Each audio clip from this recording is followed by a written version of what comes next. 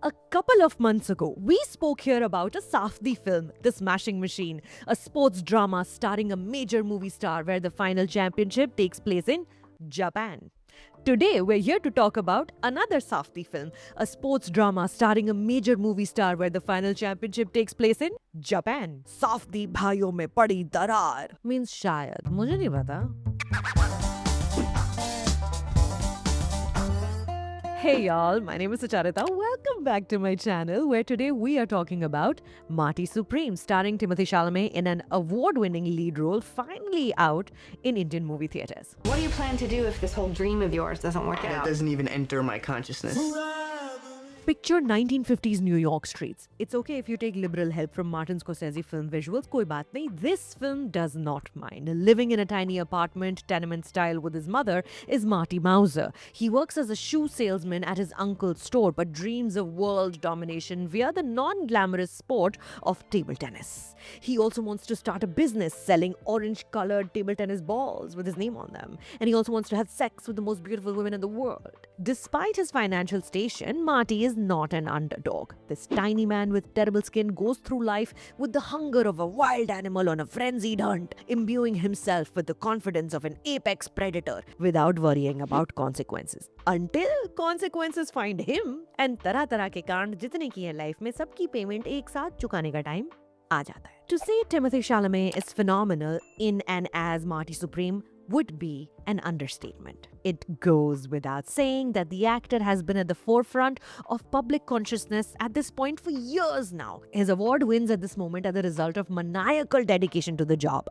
This performance is a particular achievement though because the film goes out of its way to make you dislike this character. He lies through his teeth. He uses people to his selfish advantage. He steals. He breaks off a piece of a pyramid in Egypt and generally just assumes the position of the most important person in every room. We've all known insecure little men like this, and unfortunately in real life, lots of doors do open for such people who go on to claim things they hardly deserve. Marty knows all the loopholes available to him as a white, straight American man, and he sure as hell does not leave a single stone unturned.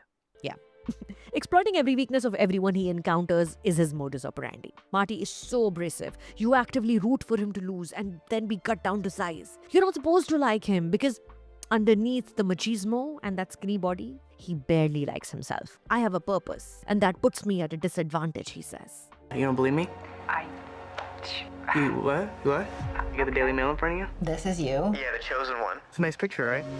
Chalamet makes it look effortless, a New Yorker born to play this part. The film doesn't care what you make of him. Josh Safdie, very obviously, is not interested in preaching a lesson on morality. He only wants you to have fun. He wants your adrenaline jacked up, like you're in a haunted house that is caught in a tornado. The film is an absolute triumph because every single person involved, even Kevin O'Leary, who you know from Shark Tank as Mr. Wonderful, every single person is aligned with this vision. Here, in what happens to be his first acting role, Kevin O'Leary plays a 1950s version of his current TV persona, caustic and proud, only looking to make money. His wife is Kay Stone, played by Gwyneth Paltrow, an actress hoping to make a comeback, which is also meta. In a desperate desire to feel youthful and excitement, she begins an affair with Marty, fornicating in hotel rooms in New York City's Central Park out in the public. Timothy and Gwyneth share electric chemistry, their personalities crashing into each other before slowly morphing and becoming one and the same when they're together,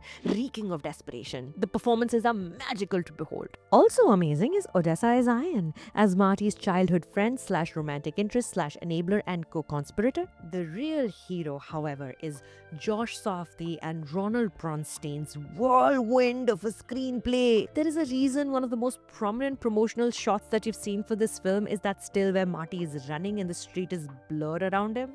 Marty never ties up loose ends. He's just running, all focused on opening another door and then another door and then not stopping long enough to realize that the foundation towards success he's building is in fact a house of cards. All the incredible events that follow one another in this breathless film, they are designed so that you never run out of breath despite running along with Marty. You're trying to keep up with his ambition, but it's fine. You get all caught up in his fear for failure as well. A fear that is inside him and around him. I am Hitler's worst nightmare, he proclaims to journalists before a tournament because he's a Jewish man. Now, you'll know this when you watch the film, but the very first scene expresses that the shoe doesn't quite fit. Make sure the film fits into your weekend plans because अच्छी picture है, देखो.